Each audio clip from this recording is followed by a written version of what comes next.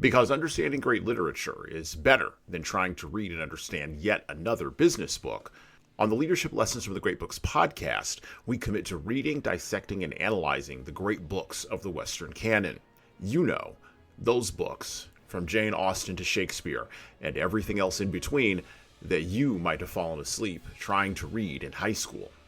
We do this for our listeners, the owner, the entrepreneur, the manager, or the civic leader who doesn't have the time to read, dissect, analyze, and leverage insights from literature to execute leadership best practices in the confusing and chaotic postmodern world we all now inhabit.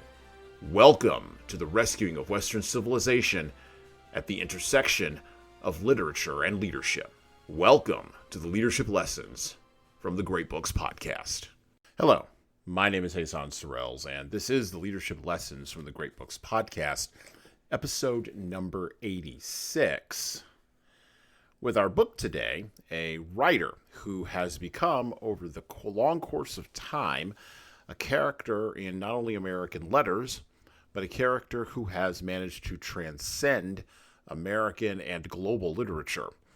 He was an author, humorist, essayist, and overall, an unwise yet ambitious entrepreneur.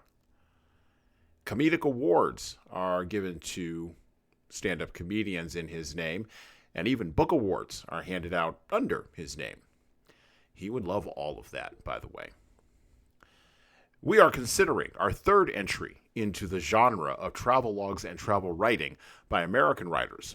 This genre includes Jack Kerouac's On the Road, which he covered in episode number 19, and Travels with Charlie by John Steinbeck, which we covered in episode number 20, and Movable Feast by Ernest Hemingway, which we covered in episode number 18. Today on the podcast, we are reading and considering the potential leadership lessons that can be gleaned from Mark Twain's great, funny, and timely Western travelogue, Roughing It. Leaders, make comic capital out of almost everything you see and hear.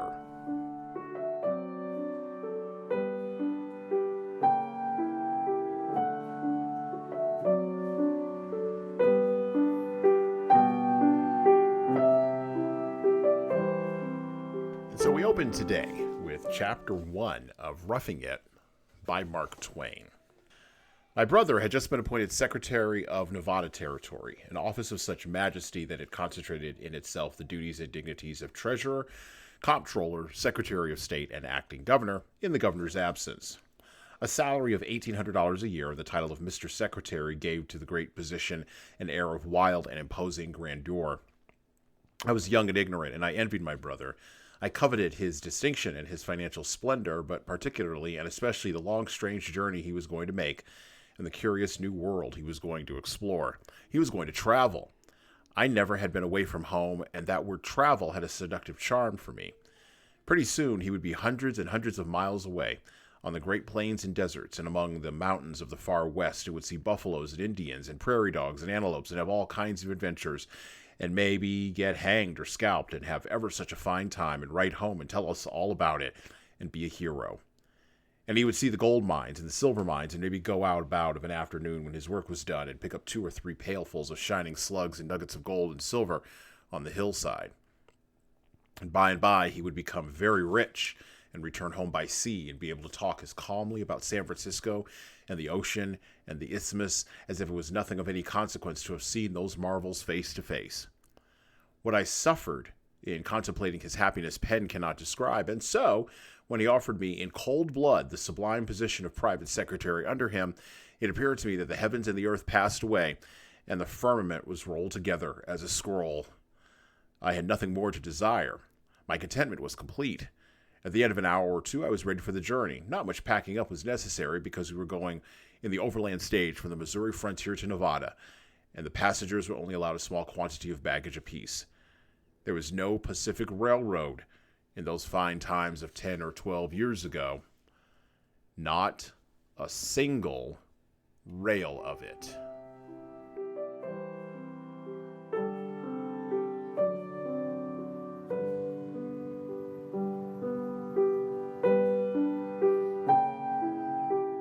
So let's open with a discussion of the literary life of Samuel Langhorn Clemens, a.k.a. Mark Twain. Now, Samuel Clemens, or Sam Langhorn Clemens, was born on November 30th, 1835, in Florida, Missouri. His life story and background is probably the most well-known of any man of letters, born and continuously active during almost the entirety of the long 19th century. Clemens was a noted writer, as I already mentioned before, humorist, essayist, a failed entrepreneur who went bankrupt at the end of his life, a publisher, and a worldwide lecturer. William Faulkner, another great man of American letters, called him, quote-unquote, the father of American literature. Clemens, like Edgar Allan Poe, is a writer who has become a person whose avatar has transcended American literature and has showed up in television shows, movies, all kinds of different media over the course of the last almost now 110 years since his death. He even infamously showed up in the 1990s in Star Trek. And, of course, he has been portrayed by actors like Val Kilmer in traveling shows across the Midwest. He was born shortly after an appearance of Halley's Comet and predicted that his death in 1910 would accompany it as well. And he did indeed die a day after the comet was at its closest to Earth, fulfilling his own prediction. Roughing It is a tale that is told through the lens of Mark Twain as a much older man, looking back with a wry sense of nostalgia at the vagaries of his youth. Part of it might be true, part of it might be false, but all of it's going to be entertaining. And Twain knew, unlike most leaders, that it's not so much how you tell the story, but it is about what you put in the story that matters for the listener, for the reader, and for your audience. Twain could hold an audience, whether in print or in person, and he would have loved podcasts like this one that we're doing today.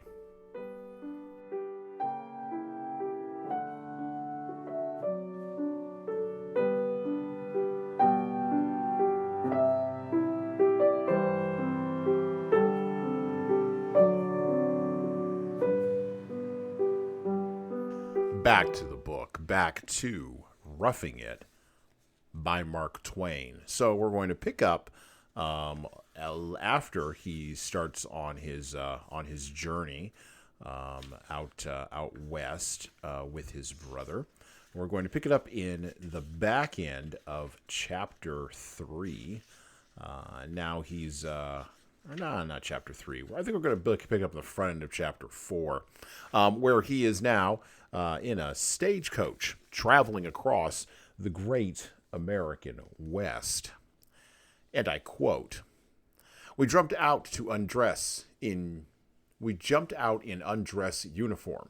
The driver tossed his gathered reins on the ground, gaped and stretched complacently, drew off his heavy buckskin gloves with great deliberation and insufferable dignity, taking not the slightest notion of a dozen solicitous inquiries after his health, and humbly facetious and flattering accostings and obsequious tenders of service from 5 or 6 hairy and half-civilized station-keepers and hostlers who were nimbly unhitching our steeds and bringing the fresh team out of the stables.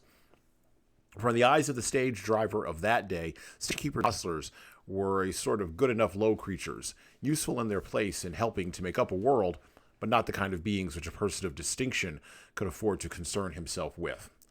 While, on the contrary, in the eyes of the station-keeper and the hostler, the stage driver was a hero, a great and shining dignitary, the world's favorite son, the envy of the people, the observed of the nations.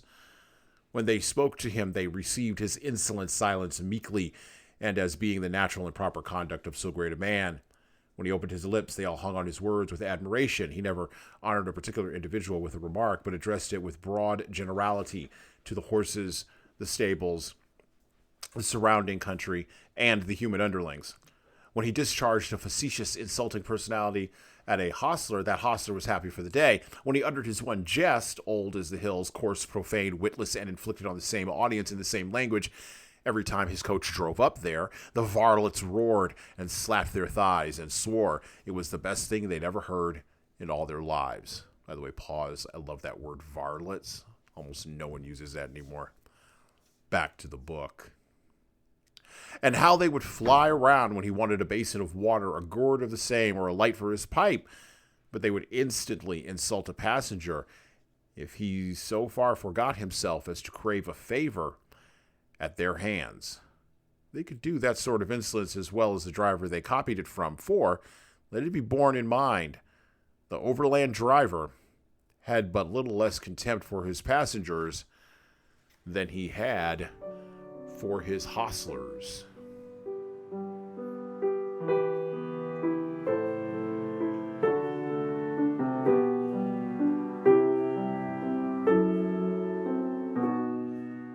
For those of you who don't realize it, or who just stare at the continent of North America when you think about it at all on a globe or on a map, you don't really realize how big the United States actually is. And I've said this before on previous podcasts. I believe John Steinbeck mentioned this in Travels with Charlie back in the 1960s when he was traveling across the country, not via Conestoga wagon pulled by horses, but instead via car pulled by 400 horses, that the country is still a large one.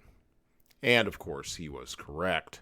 The material geographic fact of the largeness of the United States sometimes confounds people who don't really think about it. And by the way, it confounds even those of us who do think about it and who are in the United States. With this size comes a myth, a whole series of mythologizing, and we covered some of this last month when we talked with Tom Libby about Bury My Heart at Wounded Knee, when we talked about James Fenimore Cooper's The Last of the Mohicans, and of course when we talked about T.E. Lawrence's 7 Pillars of Wisdom. We also slightly touched on it in last couple of episodes ago, in My Antonia by Willa Cather. The type of writing, the type of literature that an American context engenders is the literature that requires myths to understand vast geographic distances. Russia has a similar challenge, and you see this in War and Peace, but you also see this in Dostoevsky's works, like the brothers Karamazov.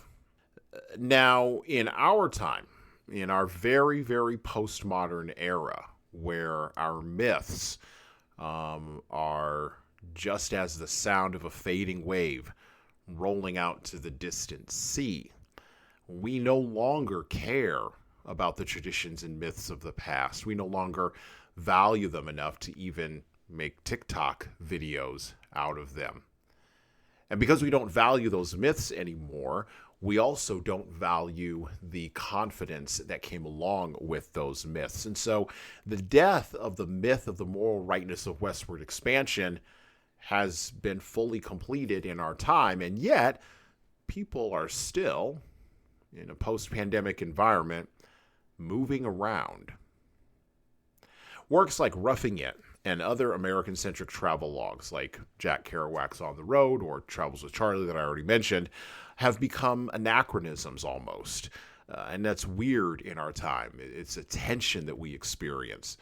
These books have been supplanted in favor of international travel logs. I mean, look at the popularity of individuals like Anthony Bourdain, right, who will write a travel, or would, when he was alive, write a travel log of eating and visiting places. And I'm an Anthony Bourdain fan. Or individuals who will write about walking across the Middle East or Asia. But when was the last time you heard somebody walking across the United States of America? These things in our very postmodern future are more influenced by Edward Said than by Edmund Burke. That lack of spiritual mythology, that lack of spiritual mythologizing about the moral rightness of living in a country that spans geographically a third of a continent is yet another of the bleeding cuts in the body politic that are serving to bleed out and then infuse with other blood the body of the peoples of the United States of America.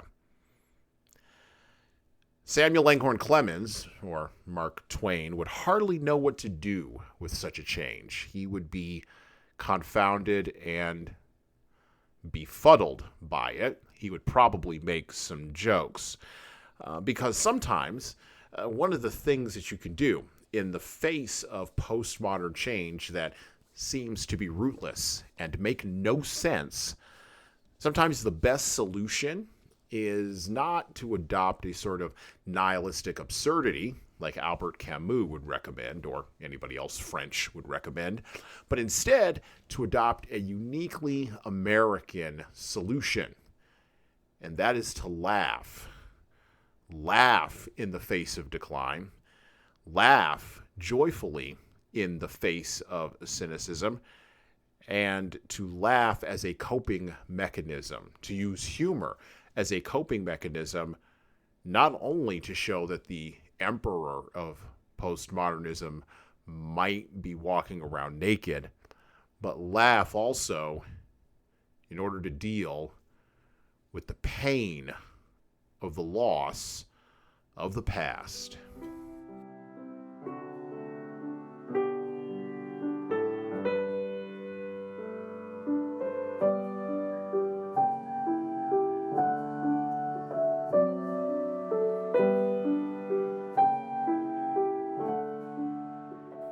Back to the book, back to Roughing It by Mark Twain. So we're going to pick up in chapter 7, going a little bit further down the road. So now Mark is, Samuel is in a wagon here, and he's approaching the shallow, yellow, muddy South Platte River. And, there's a little bit of a story here for you that he's going to relate that dovetails perfectly with what I was just saying about humor. Next morning, just before dawn, when about 550 miles from St. Joseph, our mud wagon broke down. We were to be delayed for 5 or 6 hours, and therefore we took our horses by invitation and joined a party who were just starting on a buffalo hunt. It was noble sport galloping over the plain in the dewy freshness of the morning. But our part of the hunt ended in disaster and disgrace, for a wounded buffalo bull chased the passenger Bemis nearly 2 miles, and then he forsook his horse and took to a lonely tree. He was very sullen about the matter for some 24 hours, but at last he began to soften little by little, and finally he said, "Well, it was not funny, and there was no sense in those gawks making themselves so facetious over it. I tell you I was angry in earnest for a while. I should have shot that long gangly lubber they called Hank, if I could have done it without crippling 6 or 7 other people, but of course I couldn't. The old Allens, so confounded comprehensive. I wish those loafers had been up in the tree. They would have wanted to laugh so. If I had had a horse worth a cent. But no, the minute he saw that buffalo bull wheel on him and give him a bellow, he raised straight up in the air and stood on his heels. The saddle began to slip, and I took him round the neck and laid close to him and began to pray. Then he came down and stood up on the other end a while, and the bull actually stopped pawing sand and bellowing to contemplate the inhuman spectacle. Then the bull made a pass at him and uttered a bellow that sounded perfectly frightful. It was so close to me, and that seemed to literally prostrate my horse's reason and make a raving, distracted maniac of him, and I wish I may die if he didn't stand on his head for a quarter of a minute and shed tears. He was absolutely out of his mind. He was, as sure as truth itself. He really didn't know what he was doing. Then the bull came charging at us, and my horse dropped down on all fours and took a fresh start, and then for the next 10 minutes we would actually throw one handspring up after another so fast that the bull began to get unsettled too and didn't know where to start in. And so he stood there sneezing and shoveling dust on his back and bellowing every now and then and thinking he got a $1,500 circus horse for breakfast certain. Well, I was first out on his neck, the horse's not the bull's, and then underneath and next on his rump, and sometimes head up, sometimes heels, but I tell you, it seems so solemn and awful to be ripping and tearing and carrying on so in the presence of death, as you might say. Pretty soon the bull made a snatch for us and brought away some of my horse's tail, I suppose, but do not know, being pretty busy at the time, but something made him get hungrier for solitude and suggested to him to get up and hunt for it. And then you ought to have seen that spider-leg old skeleton go, and you ought to have seen that bull cut out after him too. Head down, tongue out, tail up, bellowing like everything, and actually mowing down the weeds and tearing up the earth and boosting up the sand like a whirlwind. By George, it was a hot race. I and the saddle were back on the rump, and I had the bridle in my teeth and holding on to pommel with both hands. First, we left the dogs behind. Then we passed a jackass rabbit. Then we overtook a coyote, and we were gaining on an antelope when the rotten girth let go, and he threw me about 30 yards off to the left. And as the saddle went down over the horse's rump, he gave it a lift with his heels and sent him more than 400 yards up in the air. I wish I may die in a minute if he didn't. I fell at the foot of the only solitary tree there was in 9 counties adjacent, as any creature could see with the naked eye. And the next second I had hold of that bark with 4 sets of nails in my teeth, and the next second after that, I was a straddle of the main limb and blaspheming my luck in a way that made my breath smell of brimstone. I had the bull now if he did not think of one thing, by that one thing I dreaded. I dreaded it very seriously. There was a possibility that the bull might not think of it, but there were greater chances that he would. I made up my mind what I would do in case he did. I was a little over 40 feet to the ground from where I sat. I cautiously unwound the lariat from the pommel of my saddle. Your saddle? You take your saddle up in the tree with you? Take it up the tree with me? Why, how you talk? Of course I didn't. No man can do that. It fell in the tree when it came down. Oh, exactly. Certainly. I unwound the lariat and fastened one end of it onto the limb. It was the very best green rawhide and capable of sustaining tons. I made a slip noose in the other end and then hung it down to see the length. It reached down 22 feet, halfway to the ground. Then I loaded every barrel of the Allen with a double charge. I felt satisfied. I said to myself, if he never thinks of that one thing that I dread, all right. But if he does, all right anyhow, I am fixed for him. But don't you know what the very thing a man dreads is the thing that always happens? Indeed it is so. I watched the bull now with anxiety which no one can conceive of who has not been in such a situation and felt that at any moment death might come. Presently a thought came into the bull's eyes. I knew it, said I. If my nerve fails now, I am lost. Sure enough, it was just as I had dreaded. He started to climb the tree. What, the bull? Of course. Who else? But a bull can't climb a tree. He can't, can he? Since you know so much about it, did you ever see a bull try? No, I never dreamt of such a thing. Well, then what is your use of talking that way then? Because you never saw a thing done. Is that any reason why it can't be done? Well, all right, go on. What did you do? The bull started up and got along well for about 10 feet, then slipped and slid back. I breathed easier. He tried again. He got up a little higher, slipped again, but he came at it once more, and this time he was careful. He got gradually higher and higher, and my spirits went down more and more. Up he came an inch at a time with his eyes hot, his tongue hanging out, and higher, hitched his foot over the stump of a limb and looked up as much as to say, you are my meat, friend. Up again, higher and higher, and getting more excited the closer he got. He was within 10 feet of me. I took a long breath, and then said I, it is now or never. I had the coil of the lariat already. I paid it out slowly till it hung right over his head. All of a sudden, I let go of the slack, and the slip noose fell fairly round his neck, quicker than lightning. I, out with the Allen, let him have it in the face. It was an awful roar, must have scared the bull out of his senses. When the smoke cleared away, there he was, dangling in the air, 20 foot from the ground, and going out of one convulsion into another faster than you could count. I didn't stop to count anyhow. I shined down that tree and shot for home. Bemis, is all that true, just as you have stated it? I wish I may rot in my tracks and die the death of a dog if it isn't. Well, we can't refuse to believe it, and we don't. But if there were some proofs? Did I bring back my lariat? No. Did I bring back my horse? No. Did you ever see the bull again? No. Well, then what more do you want? I never saw anybody as particular as you are about a little thing like that. I made up my mind that if this man was not a liar, he only missed it by the skin of his teeth.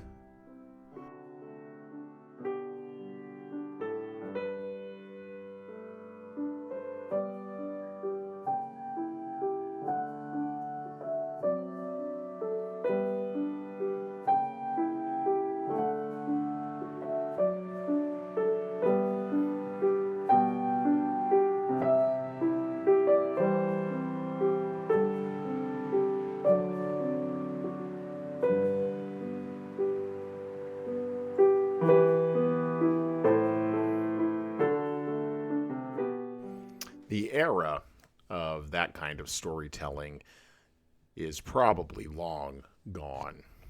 Don't get me wrong, people will still tell stories, and leaders will still tell stories, but that idea of the fast-paced, long-winded, full of detail story that has a punchline at the end that gently pokes fun at regionalism and at truth all in the same time has probably moved on, as it did in the course of the 20th century, from radio to television to movies. Alexander Payne films are now most notable for having that sort of regional sense of humor, but without the Mark Twain level pacing, and has now moved into the past. That kind of humor doesn't survive the algorithm, right? It can't be flattened by the wants or the desires of the social media platforms or the need for clicks. Don't get me wrong, people will still tell humorous stories. I mean, this is the provenance of stand-up comedians, right? But every stand-up comedian worth his salt, or her salt, is now trying to get their clips to go viral online as quickly as they possibly can. Ari Spears, Dave Chappelle, and many others. This skill set that Twain put forth, the ability to channel a voice, a cadence, a speed of humor that would get across a much larger point about truth and lies, let's be honest, is now past. And the era that it sat at the beginning of, which was an era that began at the beginning of the 20th century, has now, 20 years into the 21st century, probably officially come to a close. The Conestoga wagon, of course, has now been replaced by the Tesla electric car, but the impulse in Americans to tell a story, just like the impulse exists in any other human beings, remains the same. But it's how the humor is going to come about. See, at least once a year on this podcast, sometimes twice, we have to stand up for comedians, right? We have to stand up for comedy. And this kind of gives me an opportunity to do this. And so, I always say, leave the comedians alone, right? Stop policing the language. I think we moved on from that, partially because of the efforts of comedians like Dave Chappelle, who received the Mark Twain Award for Humor, I believe a couple of years ago. By the way, a man who made a lot of humor and lived through a horrific civil war about race, right? That award was given to a man who made jokes about people's identity. We have to stand up for the comedians, right? We have to stand up for the people that can leverage their free speech and do leverage their free speech in order to tell a joke.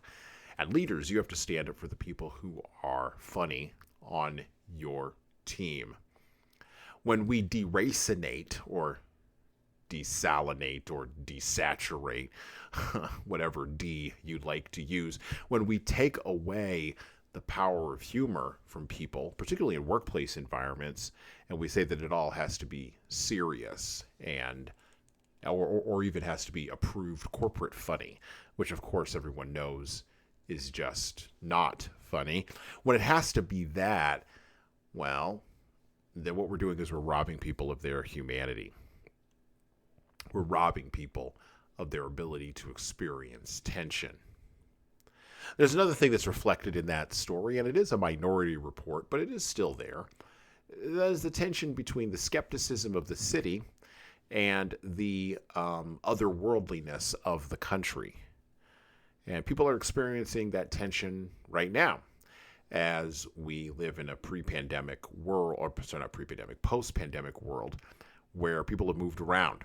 And there's a lot of difference between a 500 square foot apartment in San Francisco and a 2,500 square foot house on 2 acres of land in Kansas.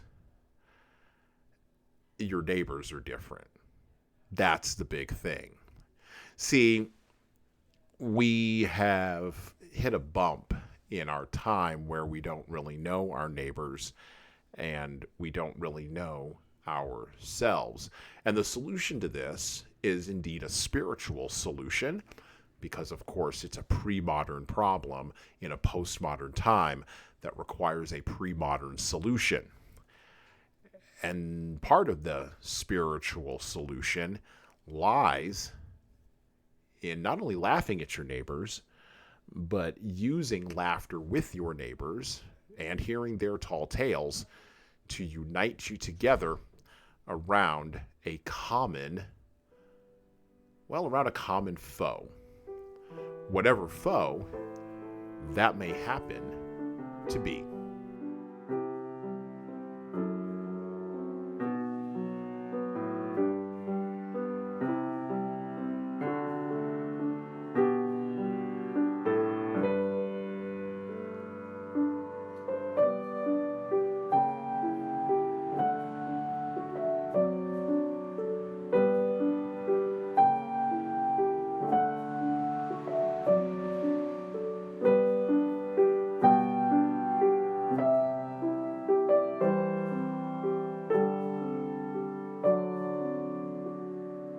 Back to the book, back to Roughing It.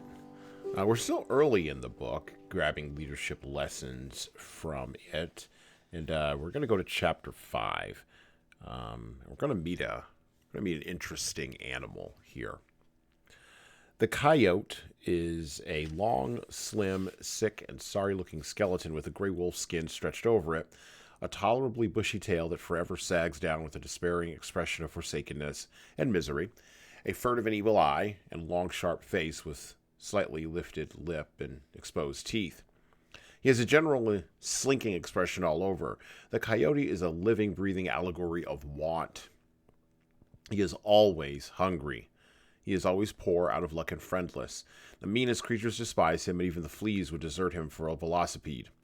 He is so spiritless and cowardly that even while his exposed teeth are pretending a threat, the rest of his face is apologizing for it. And he is so homely, so scrawny and ribby and coarse-haired and pitiful. When he sees you, he lifts up his lip and lets out a flash of his teeth out, and then turns a little out of the course he was pursuing, depresses his head a bit, and strikes a long, soft-footed trot through the sagebrush, glancing over his shoulder at you from time to time till he is about out of easy pistol range, and then he stops and takes a deliberate survey of you. He will trot 50 yards and stop again, another 50 and stop again, and finally the gray of his gliding body blends with the gray of the sagebrush, and he disappears. All this is when you make no demonstration against him, but if you do, he develops a livelier interest in his journey and instantly electrifies his heels and puts such a deal of real estate between himself and your weapon that by the time you have raised the hammer, you see that you need a mini rifle, and by the time you have got him in line, you need a rifled cannon, and by the time you have drawn a bead on him, you see well enough that nothing but an unusually long-winded streak of lightning could reach him where he is now. But if you start a swift-footed dog after him, you will enjoy it ever so much, especially if it is a dog that has a good opinion of himself and has been brought up to think he knows something about speed. The coyote will go swinging gently off on that deceitful trot of his, and every little while he will smile a fraudful smile over his shoulder that would fill that dog entirely full of encouragement and worldly ambition, and make him lay his head still lower on the ground, and stretch his neck further to the front and pant more fiercely and stick out his tail straighter behind and move his furious legs with a yet wilder frenzy and leave a broader and higher and denser cloud of desert sand smoking behind and marking his long wake across the level plain. And all this time the dog is only a short 20 feet behind the coyote, and to save the soul of him, he cannot understand why it is that he cannot get perceptibly closer. And he begins to get aggravated, and it makes him madder and madder to see how gently the coyote glides along and never pants or sweats or ceases to smile. And he grows still more and more incensed to see how shamefully he has been taken in by an entire stranger, and what an ignoble swindle that long, calm, soft-footed trot is. And next, he notices that he is getting fagged and that the coyote actually has to slacken speed a little to keep from running away from him. And then that town dog is mad in earnest, and he begins to strain and weep and swear and paw the sand higher than ever and reach for the coyote with concentrated and desperate energy. This spurt finds him 6 feet behind the gliding enemy and 2 miles from his friends.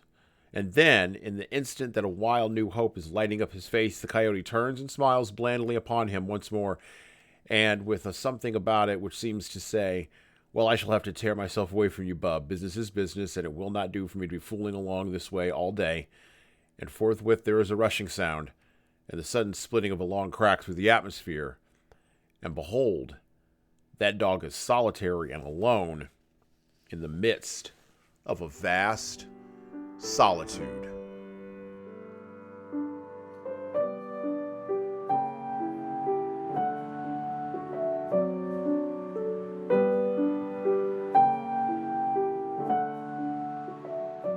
So that bit there about the coyote puts me in mind of Looney Tunes, actually, and the travails of Wile E. Coyote. A person who, well, not a person, an animal who was constantly chasing the Roadrunner, getting material and tools from the worst possible company on the planet, Acme. And, of course, the tools never worked. The schemes never worked. But Wile E. Coyote is emblematic of America, right? Trapped out in the wild frontier, ordering tools and innovations from folks back east who have zero clue what's actually happening out there in the West, and then utilizing those tools and those schemes and those ideas and attempting to mold them into catching the one thing he can never actually get, the Roadrunner.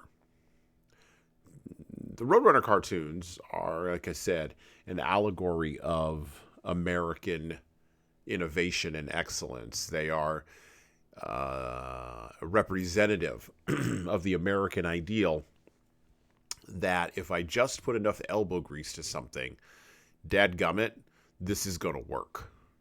And Mark Twain would have appreciated Wile E. Coyote, his want, his schemes, his inability to take no for an answer. He would have also appreciated the Roadrunner, constantly running away, constantly dodging, constantly seeing through the schemes and the motives, and sticking out his tongue and saying, beep, beep. That's representative of the frontier. And where is the frontier when everything has already been explored? See, if you go to people right now and you ask them about the frontier, if you ask them, where is the frontier in America? Where is the place of the next exploration? People will, in general, not understand the assignment. They won't understand the question. Because, in general, when people think about it, which is rare, they don't think too much about the frontier. Because we've been captured by postmodern thinking. And postmodern thinking around cultural confidence, around humility, historical guilt, and material wealth cannot solve the pre-modern problem of needing to have a frontier, needing to have a boundary to push and to explore. This is a thing that is driven by ancient human tendencies that the postmodern mind doesn't understand. The nature of want, desire, poverty, both material and spiritual, cannot be addressed accurately unless pre-modern language and religiously minded appeals are leveraged. In essence, you need a coyote to catch a roadrunner, but when you've tamed the coyote and turned him into a town dog, he can't get that roadrunner. The frontiers of the postmodern West, and there are frontiers, don't get me wrong, particularly as this West is framed in an American context, are going to be frontiers that exist inside the behaviors of people that are not optimized for quote-unquote success. Look, the frontiers exist, but they exist in all of us as individuals now. We're long past an era of mass culture, mass movements, mass communication. I say this repeatedly on this podcast. Actually, that's the reason this podcast even exists, is because we're at the end of Mass, which means the frontier is inside of us as individuals. It is inside of our behaviors. And if we've never critically thought about what's inside of us, well, we'll be constantly chasing it like a coyote chasing a roadrunner. And our frontier will look back at us, stick out its tongue, and yell beep beep. It is critical for us to access and understand the realities of human behavior, driven by pre-modern wants and desires, and also these behaviors, and to understand that these behaviors are driven by a rejection of postmodern, secularist, non-triumphant thinking. In essence, we need our frontier to motivate us to do something different and to do something new. Without that, roughing it just reads like an anachronism from another time that you can put on a shelf and safely forget the lessons from, even if you ever understood them in the first place.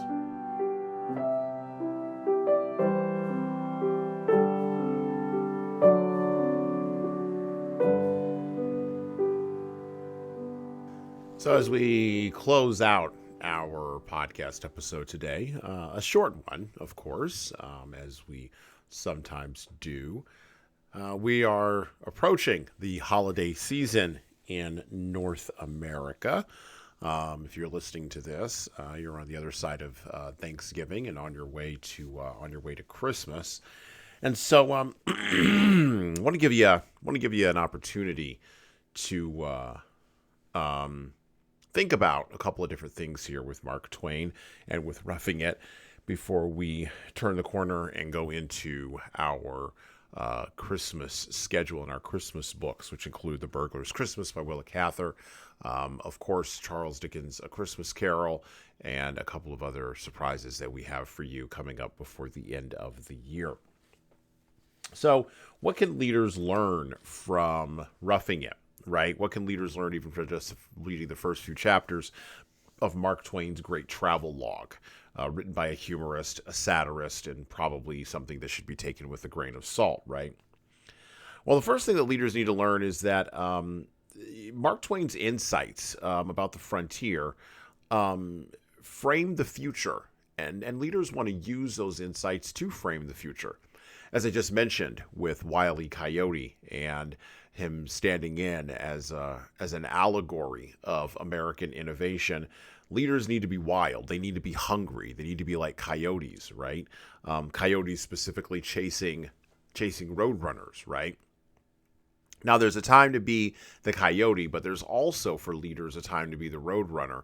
And knowing the distinction with the difference is critical for leadership success.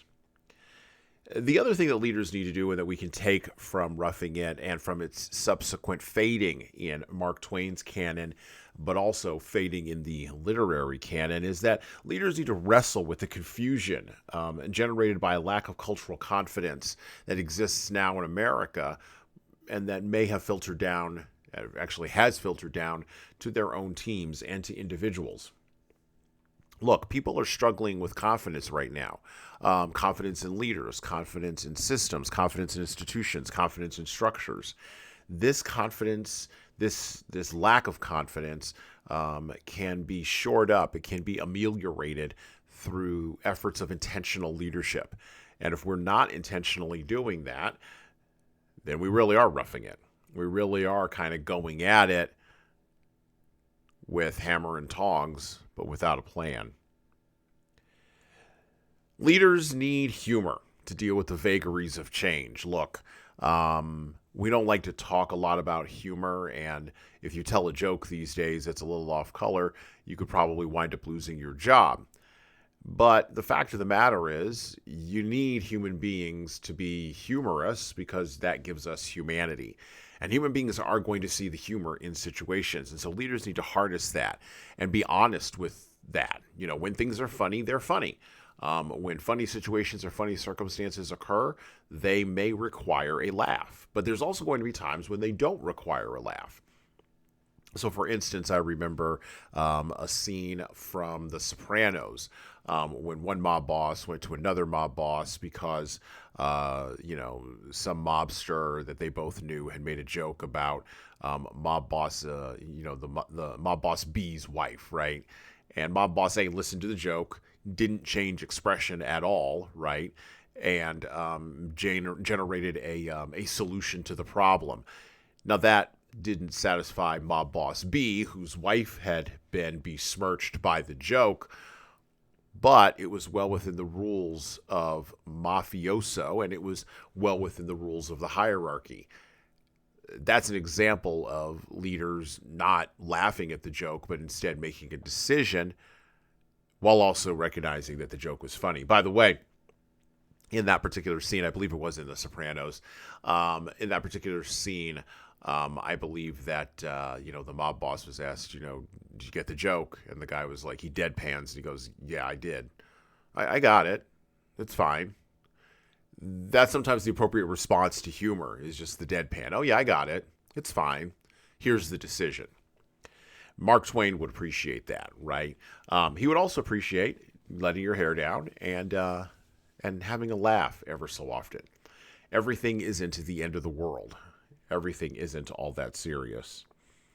Finally, leaders need to see, and this is kind of the point of our podcast overall this year, they need to see and take action on the new frontiers that exist inside of people's behavior. Look, we have a lot of innovations that are running at us very quickly in the technological end, as they have been for the last 30 years. And it seems as though technology is leading culture down a dangerous path. But human behavior hasn't fundamentally changed in 30 years, and it won't fundamentally change 30 years from now. So where are those new frontiers in human behavior, and how do we communicate getting our teams to them? This requires emotional intelligence. This requires conflict management. This requires being able to adapt to change and being able to negotiate with difficult people. But it also requires an acknowledgement and an understanding that the frontier is not out there, although it may geographically be out there. But the bigger frontier is geographically inside each one of your people. It's inside of your teams. It's inside of your organizations, your institutions, and your structures. Pack up your Conestoga wagon and head out west. And well, that's it for me.